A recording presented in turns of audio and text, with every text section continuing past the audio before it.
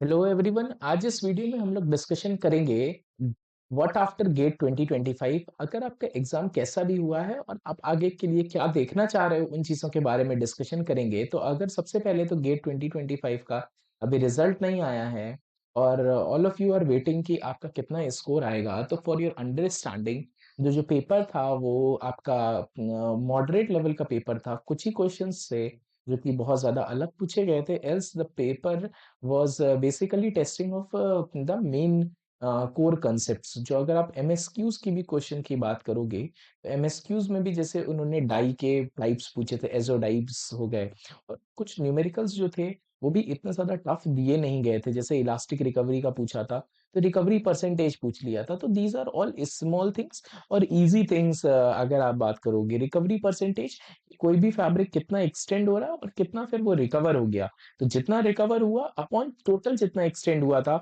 Into 100 कर देंगे तो वो रिकवरी परसेंटेज आ जाता है।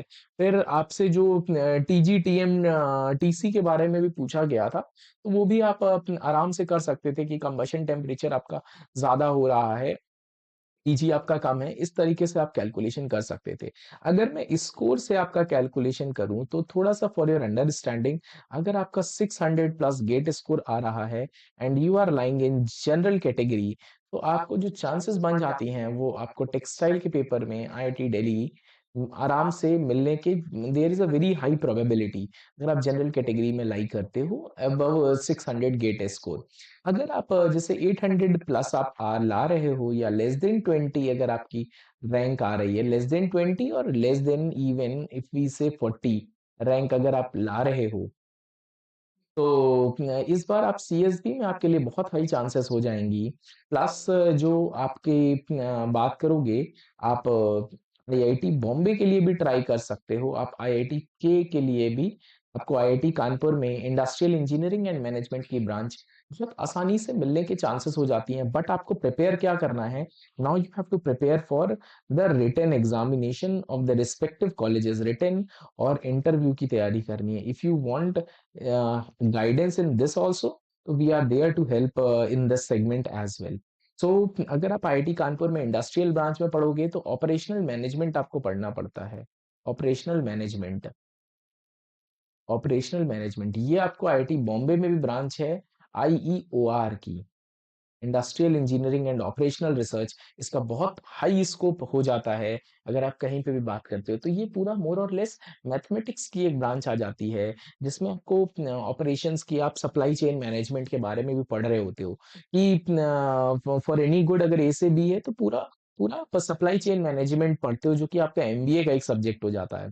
अब नेक्स्ट अगर आप बात करोगे, आप आईआईटी धनबाद में के लिए भी ट्राई कर सकते हो। आईआईटी धनबाद, आईआईटी धनबाद भी आपको 650 प्लस गेट स्कोर पे मिलने की चांसेस हो जाती हैं। ऑल्दो ये रैंक में आपके अराउंड 730 740 के आसपास जब गेट स्कोर हो रहा होता है, तो आपको चीजें ज्यादा आसानी से, प्रोबेबिलिटी आपकी बढ़ जाती है। तो इस तरीके से इसमें करते हैं हम लोग discussion.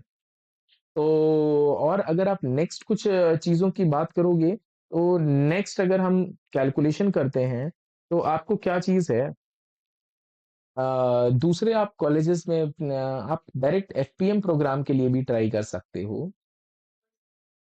In FPM programs what you basically need to do is, आप आईआईएम्स में भी अप्लाई कर सकते हो। आईआईएम्स में इसका एप्लीकेशन बट अगस्त के आसपास आ रहा होता है, अगस्त सितंबर में इसका एप्लीकेशन निकलता है, देन आप अप्लाई करते हो। तो ये चीजें होती है आपको। अब अगर right from now if you want to focus, तो आपको इसी मंथ से ही प्रिपरेशन शुरू करनी पड़ेगी अगर आप किसी पोस्ट ग्रेजुएट प्रोग्राम्स के लिए प्रिपेयर करना चाहते हो। आईआईटी दिल्ली अगर आप टेक्सटाइल्स में जाना चाह रहे हो, तो टेक्सटाइल्स में तो आप जो पढ़ रहे हो that is more than sufficient. और अगर आप आईआईटी बीएचयू में ट्राई कर रहे हो, आईआईटी बीएचयू में डेटा साइंस की branch, data science, data science में भी आप इसमें अप्लाई कर सकते हो। This is also very growing branch, क्योंकि लोग इंटरडिसिप्लिनरी को फोकस कर रहे होते हैं। तो इस तरीके से इसमें आप देख सकते हो। आईआईटी बॉम्बे में भी एक रूरल टेक्नोलॉजी करके ब्रांचेस होती हैं, वहां पे भी आप चीजों को ट्राई कर सकते हो अगर आपको स्विच करना है पूरी तरीके से तो। और अभी तक निटी मुंबई जो कि अब आईएम मुंबई हो गया है, वो अभी तक गेट से ले रहा होता था, but now they are taking the CAT course. So ये है। और अगर हम लोग बात करते हैं फॉर पीएसयूज, पीएसयूज में अगर आप बात करोगे तो सेंट्रल सिल्क बोर्ड की इफ यू टॉक अबाउट, तो सीएसबी के लिए आपको सिल्क इंडस्ट्री के बारे में पूरा पढ़ना पड़ेगा। कौन सा? एरी सिल्क, मल एरी सिल्क, तसर सिल्क, ये जो सिल्क के जितने भी टाइप्स हैं उनके बारे में आप थोड़ा सा एक ब्रॉड ओवरव्यू लेकर के चलोगे। और नेक्स्ट अगर आप सिल्क इंडस्ट्री, जो सेंट्रल सिल्क बोर्ड की एनुअल रिपोर्ट्स होती हैं वो पढ़ोगे, सिल्क की कुछ बुक्स हैं उनके बारे में आप थोड़ा ओवरव्यू ले सकते हो, बेसिक मोर और less about the silk industry in particular. Silk industry कैसे, क्या प्रोडक्शन साइकिल होता है, सिल्क कहाँ कहाँ मेजर प्रोडक्शन हो रहा होता है, कौन सा सिल्क ज्यादा होता है हमारे इंडिया में। और अगर बात करते हैं तो कोकून लार्वा और ये प्यूपा कैसे बनता है। और सिल्क इंडस्ट्री एक लेबर इंटेंसिव इंडस्ट्री है, that we already discussed many times. तो ये है। और अगर if we talk about the rest other categories, तो अगर आप ओबीसी में आ रहे हो तो दिस में आप अबाउट 10%, 10 to 20% का आप बस मार्जिन लेके चलो, आपको बहुत ज्यादा एडवांटेज नहीं मिलना है। If you are in SC category, SC या एसटी कैटेगरी में हो, तो आपका अगर गेट स्कोर 400 प्लस भी है, तो यू हैव गुड चांसेस कि आप उसको अच्छे से कन्वर्ट कर लोगे कहीं पे भी आप कोशिश करोगे तो डिपेंडिंग अपॉन द टाइप और आपको कहाँ पे फोकस करना है, एक गोल एक इम्पॉर्टेंट हो जाएगा आपके लिए कि आप कहाँ पे फोकस करना चाह रहे हो। तो पैरेलली भी आप 2 से 3 चीजें कर सकते हो, but you have to start your preparation from now. और अगर आप next year, if you are in final year और third year, if you are looking for the full courses, so you can reach out to us on the email and on the website as well, or we will help you.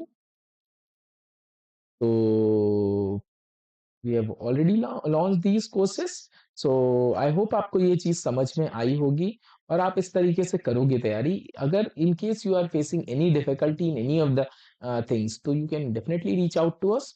और I hope आपको इस video से भी कुछ ना कुछ सीखने को मिला होगा। आप कहाँ के लिए तैयारी कर रहे हो कमेंट सेक्शन में बताना, और चैनल पे नए हो तो इसको फॉलो कर लेना और अपने दोस्तों के साथ में शेयर कर देना। Thank you, I wish you all the very best. Thank you.